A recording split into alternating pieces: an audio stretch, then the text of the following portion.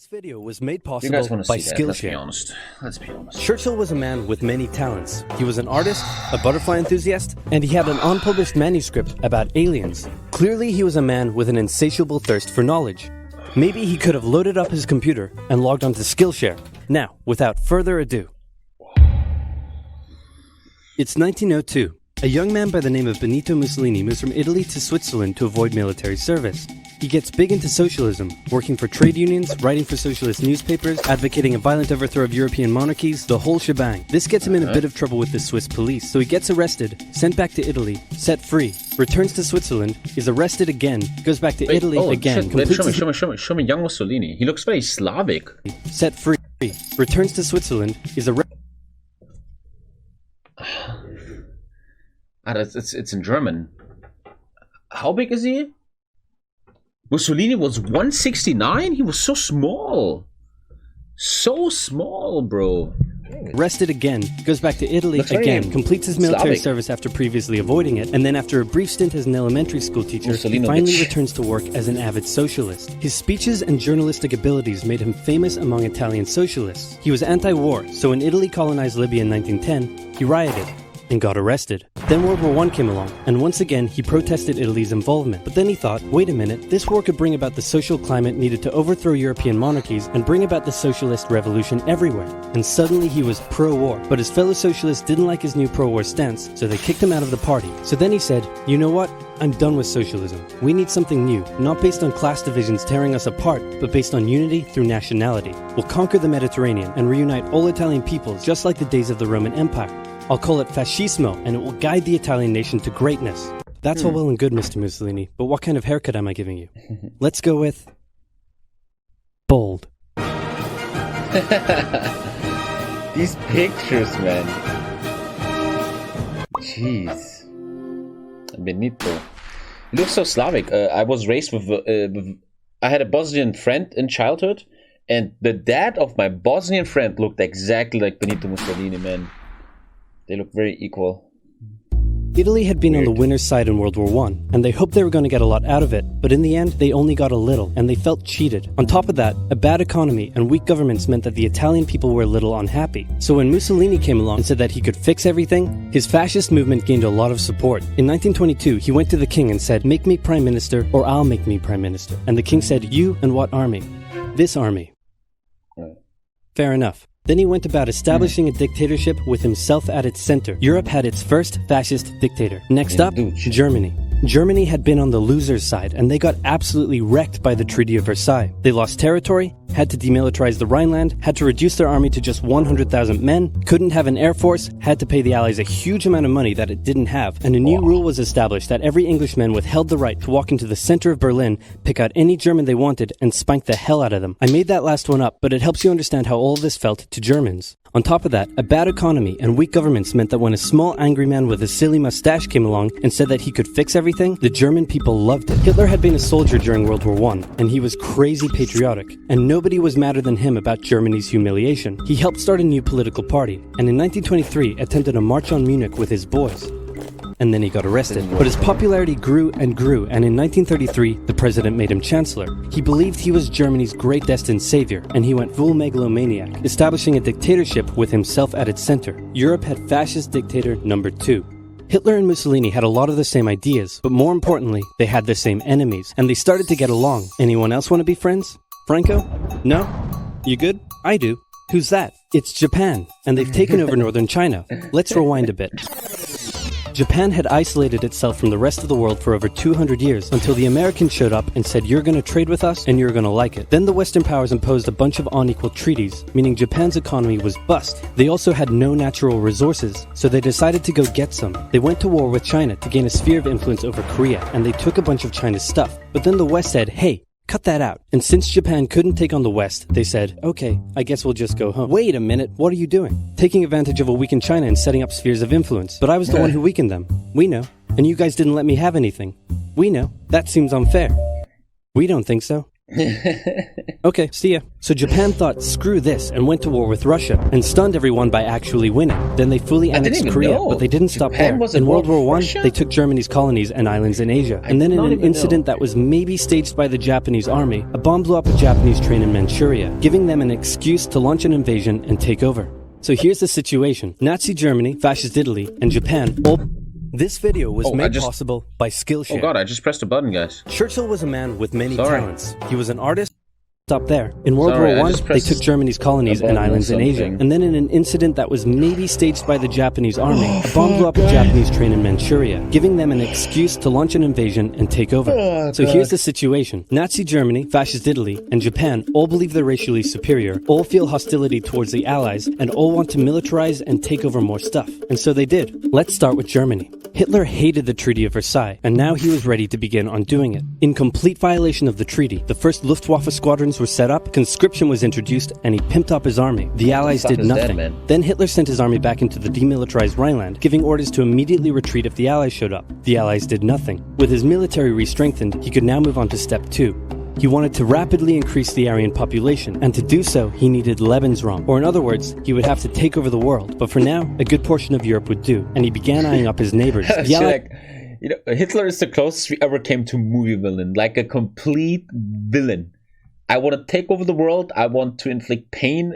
Like, he's the pure villain. It's finally started to get worried, so they implemented a fairly useless diplomatic strategy called appeasement, and it went a little something like this. Hitler would say, I want that thing, and the Allies would say, you can't have that thing. Okay, you can have that thing, but no more. I want that thing. And repeat. In 1938, Hitler's army marched into Austria and just took it, with no resistance. Boom, this is Germany now. Next, he demanded to be given the Sudetenland, an area of Czechoslovakia with many ethnic Germans. The Allies held a meeting with Hitler in Munich and said, look, we're going to give you what... Hang on. This meeting is about my territory. Shouldn't I come to the meeting too? Anyway, we're going to give you what you want. The Czechs were not in that meeting? Yeah. That's crazy. Just like that? Yep. What's the catch? Just sign this piece of paper promising you won't invade the rest of Czechoslovakia. Okay. Then Chamberlain returned home victorious, waving his signed piece of paper in the air, declaring crisis to be averted and the continuation of world peace, and we built a statue of Chamberlain in his honor, and every day on the 30th of September we celebrate Chamberlain Day. Hitler's invading the rest of Czechoslovakia. What? He's invading the rest of Czechoslovakia. Oh. You lied to me. What do you expect? I'm Hitler. Not to be outdone, Mussolini also wanted to get in on the action. He thought to himself, isn't there a not yet colonized nation somewhere which is so underdeveloped that the people would be defending themselves against our tanks with literal bows and arrows and wooden spears? Oh, there is? Fantastic. And so he took it. Italy also wanted to control the entrance to the Adriatic Sea, so they occupied Albania. Then, in another incident which was maybe staged by the Japanese, gunfire was exchanged by Japanese and Chinese troops at the Marco Polo Bridge, and the Japanese launched yet another invasion against China. They swept through Beijing and Shanghai, and then advanced through the Yangtze Valley to China's then capital, Nanking. It was here that saw the worst of Japan's shocking atrocities committed against the Chinese people. Back in Europe, Germany and Italy made their relationship status official by signing the Pact of Steel. Then, Hitler turned his eyes towards Poland and the hated Polish corridor, splitting Germany in two. At this point, the Allies really had to put their foot down, and they warned him that an invasion of Poland would mean war. Hitler had planned to continue his advance eastward, but he didn't want to end up fighting a war on two fronts. So for now, he made an alliance with Stalin, saying, how about we both invade Poland and split it between the two of us, and I definitely won't not refrain from not betraying you sometime in the future. Sounds... good. This new alliance stunned the West. On the 1st of September 1939, German troops entered Poland, and Britain and France declared war on Germany. The Poles fought hard, but they were no match for the two giants crashing down on them from either side. Then came a period known as the Phony War, where everyone just sort of sat around not doing much. The French had launched a small invasion into the Saarland, but they maintained mostly defensive positions, and after a while decided to just turn around and call it a day. Speaking of France, the French were still super proud of their victory in World War I, and they hadn't really moved on from it. They still used horses, they dispatched messages by motorbike instead of using radio, orders from the commander-in-chief were usually pretty vague, and the troops were rarely inspected. They built a line of defenses along their German border, but didn't bother extending it all the way to the Channel, and they wouldn't launch artillery strikes against Germany out of fear of being retaliated against. In a war, They didn't want to attack the enemy. And at first the UK wasn't much better. Chamberlain still naively hoped that the war could be ended diplomatically. Instead of bombing raids, the RAF dropped propaganda leaflets over German cities, which one air marshal said likely did nothing but provide the continent with toilet paper for the duration of the war. They also only sent 200,000 men to France, while the French had mobilized millions. Both Britain and France wanted to avoid a repeat of the First World War, and so they wanted to keep the war as far from home as possible. So they turned their eyes north, towards Norway. Neutral Sweden was exporting iron ore to Germany through neutral Norway, so the Allies asked them if they could please stop exporting iron ore to Germany, but this request was refused. Then, the Soviet Union attacked Finland, so the Allies said, how about we land troops in Norway and move them across Sweden to go help out your good pal Finland, and along the way maybe take control of all your airfields. But Norway and Sweden still said no. So the UK mined the waters around Norway to force any transport ships into international waters, and they also attacked a German tanker they found in the area. Hitler realized what the Allies were up to, and he quickly moved to secure his supply of iron ore. He launched an invasion through Denmark into Norway. The Allies rushed to land troops at key ports along the coast, but Germany had taken control of Norway's airfield, and their air superiority decided the fight. The Allies had to retreat. After this slightly embarrassing failure, Chamberlain resigned and was replaced with Winston Churchill, who had a slightly different approach to dealing with the Germans. Hitler's overall strategy was similar to Germany's First World War strategy. Attack France, defeat France, knocking out the UK in the process, then turn on the Soviet Union and win the war. During the phony war, the Allies had given Hitler time to prepare his forces. Now, he was ready to attack. The Allies had wanted to place troops in Belgium, but Belgium had refused, and in a move that surprised pretty much no one, Hitler launched an invasion to get around France's defenses. The Allies charged into Belgium at full speed to meet the German invasion head-on, and it looked like a repeat of the First World War was coming. But this time, Hitler had a trick up his sleeve. Blitzkrieg. As the Germans advanced, they sent thousands of refugees westward, slowing down the Allies. Then, to the south, the French had left the Ardennes, an area full of hills and forests, pretty underdefended because they thought it was naturally impenetrable. Well, the Germans were about to penetrate it with everything they had. They smashed 50 Wehrmacht divisions through and encircled the Allied armies at lightning speed. The best of the Allied forces were now trapped. The Germans squeezed in from all sides, taking out France's best armies and nearly wiping out the British too, but they managed to make a desperate last-minute escape at Dunkirk, with British civilian ships even making the perilous journey to bring their young men home. With most of the French forces depleted, the Germans breezed through, taking Paris, and France fell. What the Germans couldn't do in World War I, Hitler had done just like that. Hitler hoped that with the fall of France, the UK would also lose hope and sue for peace. But quite annoyingly, it didn't, and he needed to secure the Western Front, so he tried to force them into submission with mind games. The UK were now all alone, and Hitler wanted to emphasize that. First of all, just before France fell, Italy finally declared war on the Allies, making the UK's situation even worse. Next, instead of just occupying all of France, Hitler occupied the coastal areas for defense, but allowed France to continue its existence as a German puppet state. This way, it looked like the UK's old ally had decided to switch sides. Hitler also hoped that the UK wouldn't attack any of her old allies' navy bases or colonies in Africa, giving Hitler an extra line of defense to the south. But the UK made sure to respond to this by sailing down to France's navy base in Algeria and wrecking a bunch of ships. So have at it. Hitler then began laying down plans for an invasion of Great Britain. Before German troops could land on British soil, he would first need air and naval superiority across the Channel. Waves of German bombers came, while the completely outnumbered RAF worked bravely around the clock in an attempt to quell the German attacks. At first, the Luftwaffe targeted British ports and coastal facilities. Then it attacked RAF bases, crippling the RAF's ability to defend the nation. And it looked like Hitler's Great British invasion was coming. But then, Churchill ordered a small, pretty insignificant bombing raid over Berlin. It didn't do much damage, but Hitler was furious, and he immediately ordered the Luftwaffe to refocus its attacks on civilian targets in London. Children were sent off to the countryside away from their parents to avoid danger, and frequent trips to air raid shelters became a daily occurrence. But British morale held firm. Smiling, knitting, lounging casually, these people have balls of steel. This refocusing on London also gave the RAF breathing space to reorganize, so Hitler kind of shot himself in the foot there. Just the foot for now. Finally, the Luftwaffe sent one massive all-out attack on London, and the RAF successfully repelled it, destroying many of the German aircraft and placing air superiority firmly in British hands. Hitler's invasion had to be postponed, but the bombing of British cities continued for some time.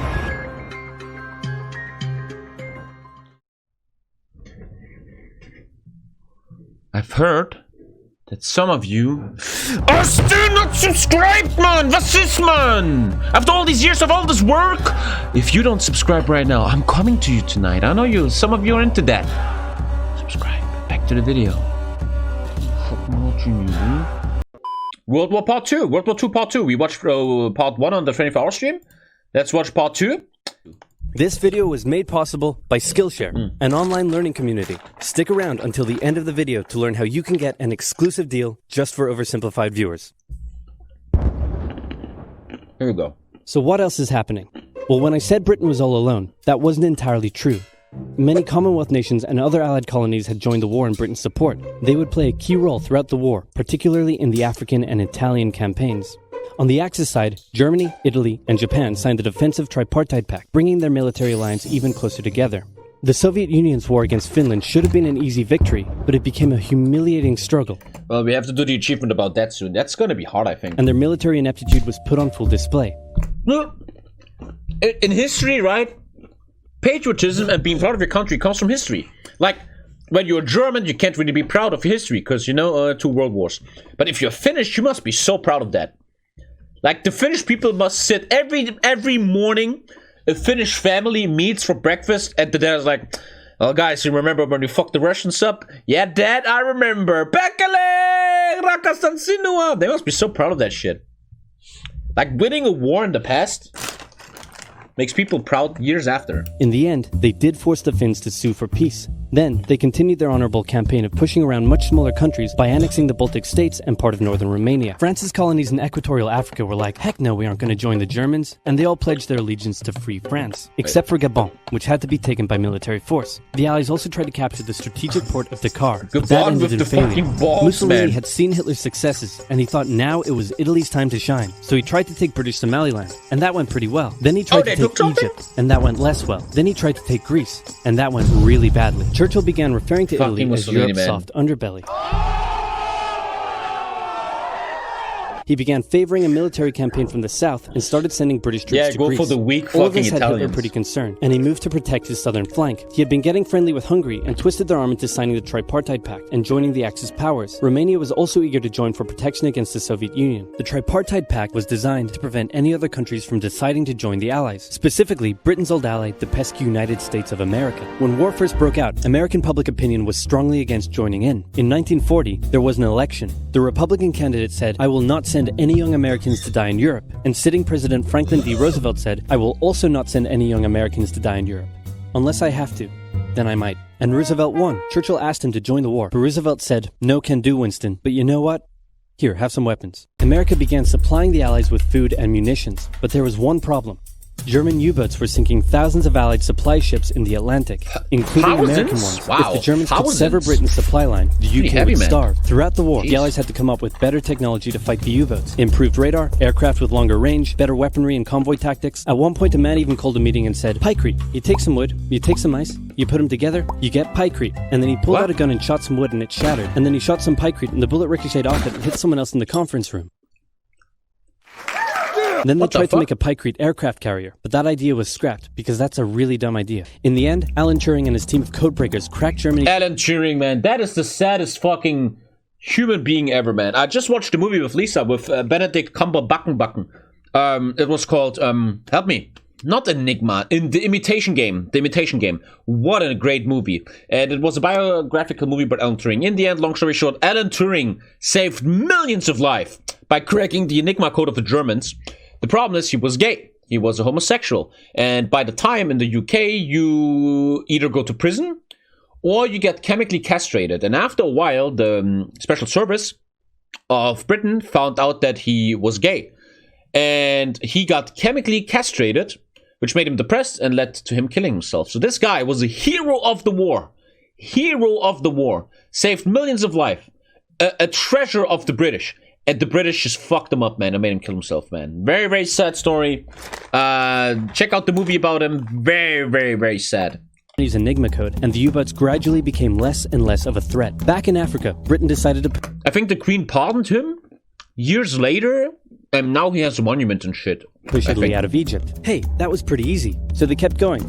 Hitler realized he was going to have to finally step in and do something. He went to Bulgaria and Yugoslavia and said, "Hey, I'm going to move troops through you to get to Greece. So either join us 2009, or, so many years later he got Bulgaria pardoned. opted to join them. Yugoslavia opted to be invaded. For saving then Greece millions of finally people. fell to the joint German-Italian invasion. The British had moved troops from North Africa to fight in Greece, which helped Rommel and his tank divisions push the British back to Egypt. And they could have kept going, but a small, mostly Australian force held out under siege for 8 months in Tobruk, denying the Germans a strategic port city and disrupting their supply line. I never knew that. That's so interesting. So that's why the Australians in Hoi 4 have the Rats of Tobruk.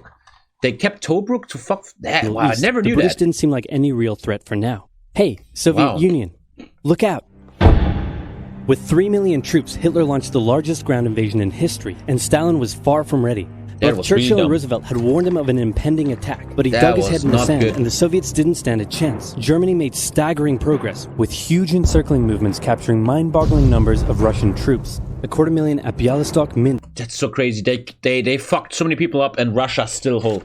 Again, another thing, history. As a Russian, imagine you're Russian. Everybody in chat, imagine you're Russian. First of all, you suck at Counter-Strike. Second, you must be so proud of this, man. And I get it. I don't blame you. You must be so proud of the Red Army. They literally, dude, these people are fighting for extinction, man. Hitler wanted to eradicate you people. And they fought their ass off and won, man. You must be very proud.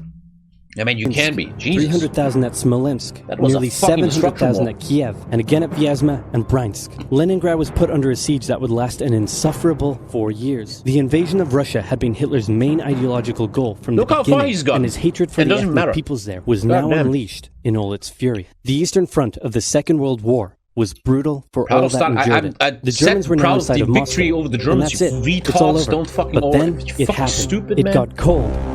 Stupid cold. Hitler had hoped the Soviets would give up before winter, but they kept fighting. His commanders came to him and said, "Can we please dig in for the winter and wait until spring?" No. And that's where it started. That's where Hitler started to be a fucking retard, man. He got too high on his fucking head. Keep going. But oil is literally freezing inside our vehicles. That's fine. Keep going. We're having to leave the corpses of our frozen horses by the side of the road so we can still find our way in the snowdrift.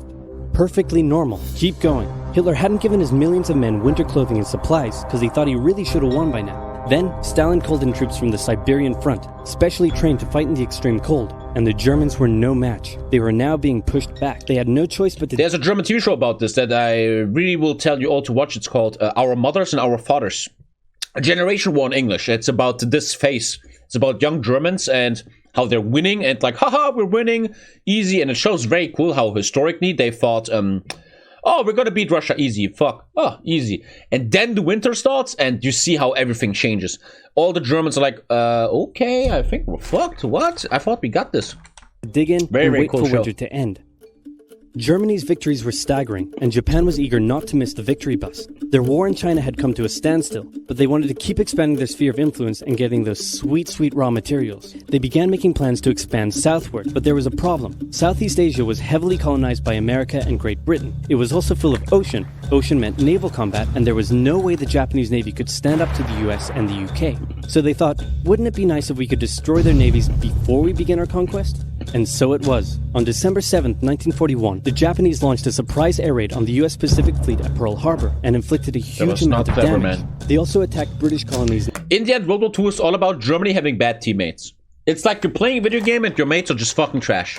That's pretty much what happened. Roosevelt had no choice but to declare war on Japan, and so did Churchill. Hitler then declared war on America, even though he totally didn't have to. The attack on Pearl Harbor seemed like a big Japanese victory, but they didn't attack any of the naval repair yards, fuel storage tanks, or the submarine base, meaning the Pacific Fleet would be up and running again pretty soon. In the meantime, though, the Japanese were able to begin their conquest. They took Guam, the Gilbert Islands, Wake Island, Hong Kong, and the Philippines. They forced Thailand to join them so they could march their troops through to Malaya. They swept through Singapore, North Borneo, the East Indies, New Guinea, the Solomons, and they were now threatening northern Australia. They bombed Darwin. There's a movie about with Wolverine. India. Japan's victory had been as staggering as the Germans, and it reinforced the Japanese idea that this was a divine war which they were destined to win. But their victories had been based on speed, not power, and power would eventually catch up with them.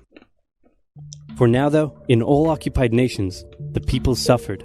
Persecution, forced labor, harsh punishments for any who spoke out against their occupiers. In Europe, the Nazis were rounding up ethnic minorities and other unwanted groups and individuals. In particular, millions of Jewish people would suffer through the terrible events of the Holocaust. Brave resistance movements rose up in defiance of their invaders, while the people held out for hope. Today in Germany, big news. So in Germany, there was a brother and a sister, Geschwister Scholl. A brother and sister Scholl. These were young people in Berlin, I think, I don't know. And they resisted against the Nazis. And they made an organization called the Right Woes. The Right Woes was fighting, they did like flyers and shit. München. And they were fighting the Nazis, and in the end they died. Today, one of the leading ladies leading the anti-corona protest said she feels she's the same as, what did she say? She's the same as Sophie Scholl. Unbelievable. Jana aus Kassel. It's this young student girl from Kassel, and she said on a riot with fucking thousands of people, a demonstration, there's a tweet. Can you show me the tweet? She compared herself to Sophie Scholl, Alter. These people are so gone. They're so gone. Winter was over, and Hitler could continue his push eastward. But this time, he switched up his strategy. He wanted to focus on the south. Ja, hallo, ich bin Jana aus Kassel. This is so fucked. We live in a South Park show. This is not funny to non-Germans, but she's like, hi, I'm Jana. And I'm Sophie Scholl of Corona. Und ich fühle mich wie Sophie Scholl, da ich seit Monaten aktiv. That is insane, bro. Fuck. Oh, man. These people cannot be helped anymore. Wow. That's almost like psychotic. He was to cut off the Russian armies in the Caucasus, an area full of oil, and then invade the Caucasus and take all the oil. His forces moved across the north with ease, and Hitler got cocky. He rerouted the 4th Panzer Army south early, leaving the 6th Army to complete the encircling movement alone. To do so, the 6th Army had to reach and take the key Soviet city of Stalingrad. The Russians defended it fiercely, and Stalingrad saw some of the harshest it's good that Hitler lost, okay? Just military speaking, Hitler should have listened to fucking generals. Fighting of the entire war. The Soviets held up the German advance for 5 months as they battled in the war-torn city, which bought them valuable time. When the Germans had first launched their invasion a year earlier, the Soviets had moved their factories to the east. Those factories had been building a butt-ton of tanks and aircraft and getting the Soviet army up to scratch. Now, it was ready. Stalin gathered his new and improved forces around the city, and in an attack that resembled Hitler's own encirclement tactics, they began surrounding the 6th Army. Hitler's commanders came to him and said, hey, maybe we should retreat. But Hitler said, no, you stay. The entire 6th Army was trapped and had to surrender. With complete air superiority, the Soviets started pushing westward. For Stalin, it was a resounding victory. For Hitler, an absolute catastrophe. Things also weren't looking too good for Hitler elsewhere. With America now in the war, Allied bombing over German cities reached devastating levels. In Africa, the British had pushed Rommel back again. Then they were pushed back again, and finally, after a decisive battle at El Alamein, and with American and British troops arriving in the west, the Germans and Italians were squeezed out of Africa. Japan was also already seeing its rapid success being turned around. They attempted to take the island of Midway, but the US Navy was ready for the attack, and they sank Japan's carrier. Actually, they sank a lot of them. It was a battle from which the Japanese Navy would never recover. British, Indian, and Chinese troops held the line in the harsh jungle terrain of Burma, and the Japanese suffered losses in the Solomon Islands and New Guinea. They began to realize they were not invincible. With the Axis out of Africa, the Allies had to decide their next move. Churchill still wanted to attack from the south, while the Americans preferred a full sea invasion in northern France. All right, said the Americans, we'll do it your way. Allied forces successfully landed in Sicily and what was the name of this operation? The Italian one. Moving north. They also carried out bombing raids over Rome. The thing was, many of the people in Sicily had relatives living in America, and they greeted the American troops quite warmly. With the war reaching home territory, most Italians just weren't that into it, and Mussolini was suddenly very unpopular. He was voted out by his own fascist Grand Council and was toppled from power. Italy immediately began negotiations for surrender. Must be weird for young American soldiers to land in Italy, and if you have an Italian background, you're literally going home in a way, like Mafia 2, right? Mafia 1. Mafia 2. Hitler wasn't surprised and had already sent reinforcements southward. It's weird. In an operation he ironically called Operation Axis, German troops quickly disarmed Italian troops in the north. The Allies continued fighting the Germans up through Italy, but then winter set in, meaning mud, and everything slowed to a halt. All right, said the Americans, let's do it our way as well.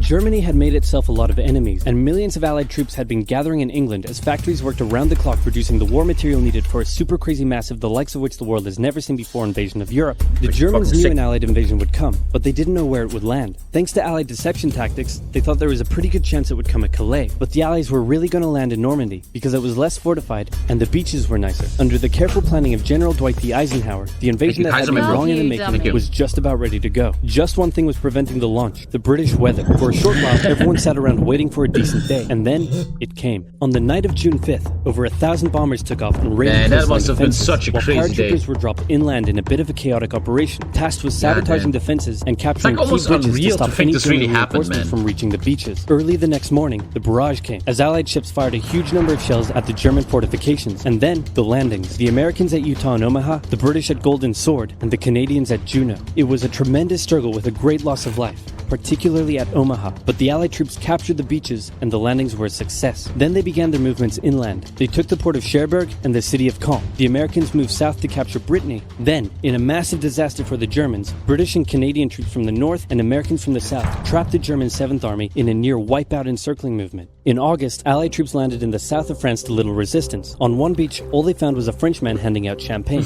Paris was liberated, and the Germans were pushed out of France as the Allies entered Belgium. In the Far East, the Allies started to push the Japanese out of Burma, as the Americans launched a two-pronged offensive in the Pacific. In the south, General MacArthur led the push to liberate the Philippines, while General Nimitz oversaw the brutal island-hopping campaign. American forces had to make hard-fought landings. What a complex war too! So many complex operations and parties as they and moved shit. steadily towards the Japanese mainland. The Japanese believed that the greatest thing a person could do was to die in battle, and the most dishonorable act was to surrender. As a result, they fought ferociously to the That's very a end. shit And the enemy closer to the fight, Americans man. got to the mainland, the more ferocious the resistance became. In February 1945, the Americans captured the island of Iwo Jima, and an intense firebombing campaign of Japan's wooden cities began.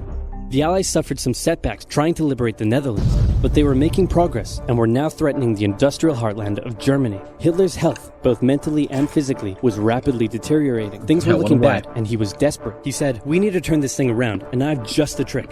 Remember a few years back when we blitzkrieged through the Ardennes and trapped the Allied forces in Belgium? Well, I'm going to do the exact same thing. Again."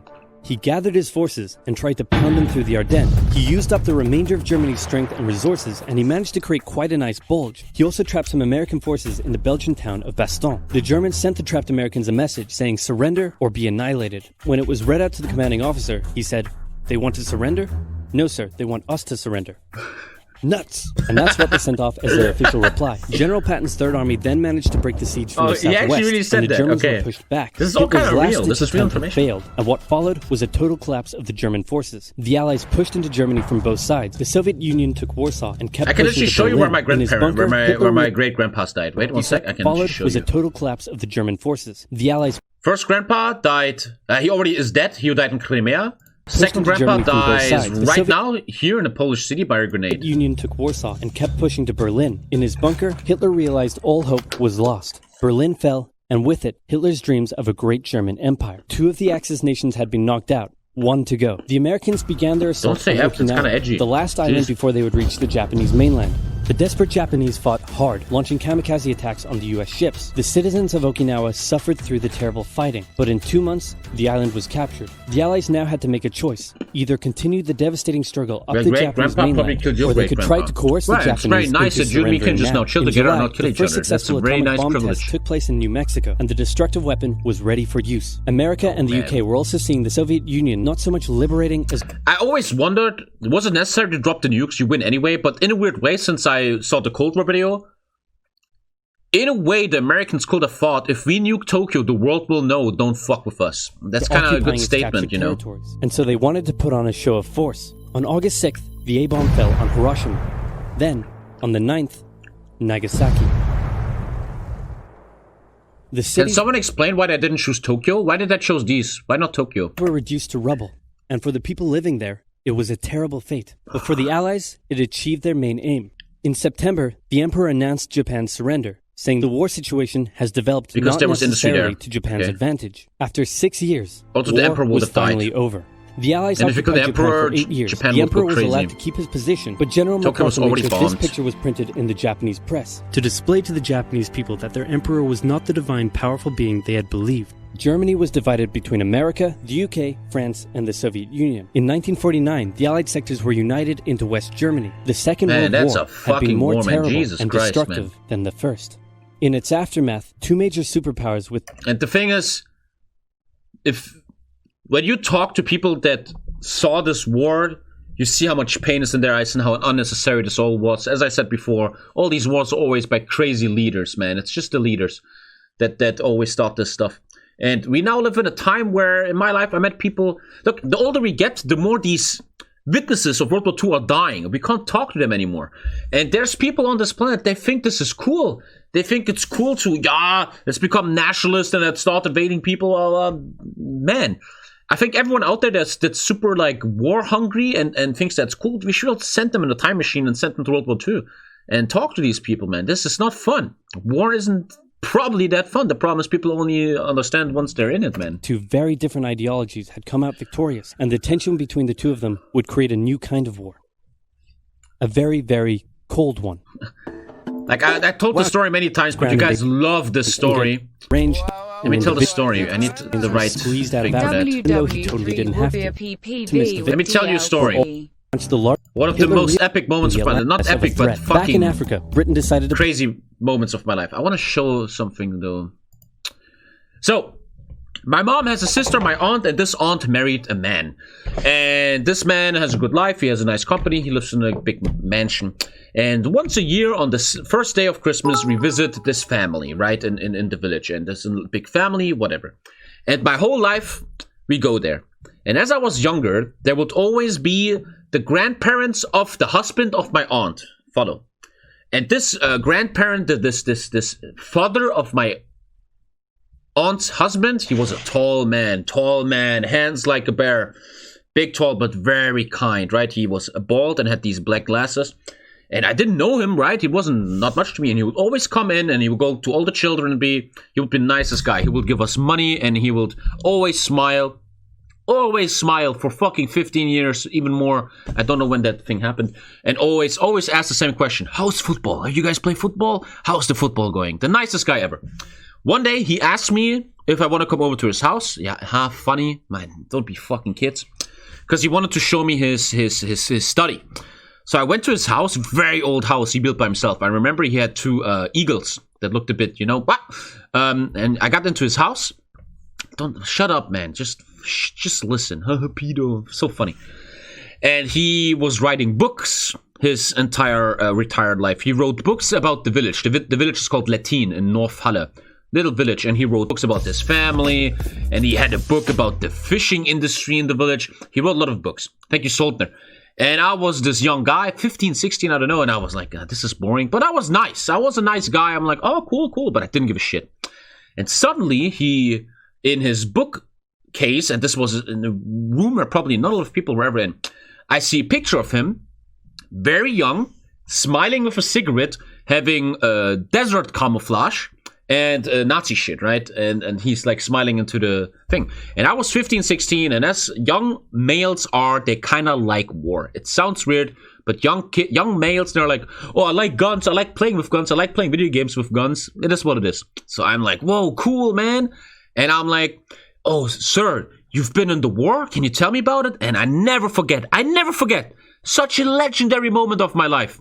The man that I've seen for 15 years, smiling, giving you money, whatever, he suddenly, whoa, his face went down. The smile went away. The eyes, man, full of terror. And he looks at me. I don't want to talk about it. And I'm like, whoa. It's hard to explain, man. It's hard to explain. Because you have to realize that. You have to experience that. That shook me, man. It's hard, but it shook me. God damn. And I always ask my cousin shit, hey, your grandpa, what did he do in the war? And they never talk about it. They always say in the attic they still have a lot of shit. He was some big shot in Africa, and that guy must have seen some shit, bro. And that always makes me realize we have such good lives, you and me. Whoa, we have to wear a mask. Oh my god. Ah! Dude, these people had to, wow. Jeez, man, I never forget that, man. That fucking face, dude. Yeah, he was Rommel. Yes, he never killed himself. It was actually Rommel, exactly. You would love potential history? That was fucking crazy, man. And like every Christmas, I remember, because now I have more balls. I'm getting more ballsy in life. I always ask my aunt's husband, hey, did your dad ever tell you what he did in the war? And he always doesn't want to talk about it. But I always, like this Christmas, on 25th of December, I will once again ask, hey, man, what did he do? Do you know? They never talk about it. She slipped in my fingers like sand. Heard that she had a man. Now I'm just sitting here sad. Oh well, ship sail. She slipped in my fingers like sand. Heard that she had a man. Now I'm just sitting here sad.